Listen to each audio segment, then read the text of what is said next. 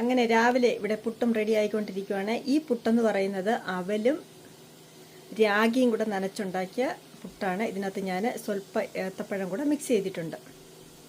അങ്ങനെ നമ്മുടെ പുട്ട് എടുക്കാറായി. ഞാൻ ഫ്ലെയിം ഓഫ് ചെയ്യട്ടെ. ഇത് നമ്മുടെ പ്രഷർ കുക്കറിൻ്റെ മേളിൽ വെച്ചാണ് ഞാനിത് ഉണ്ടാക്കുന്നത്.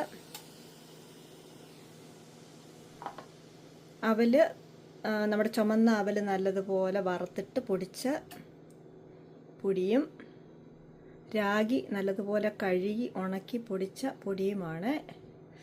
ചൂടുണ്ട്.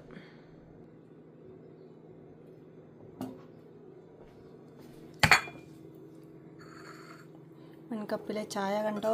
രാവിലത്തെ ബ്രേക്ക്ഫാസ്റ്റാണ് ഞാൻ കഴിക്കാൻ പോകുന്നത്.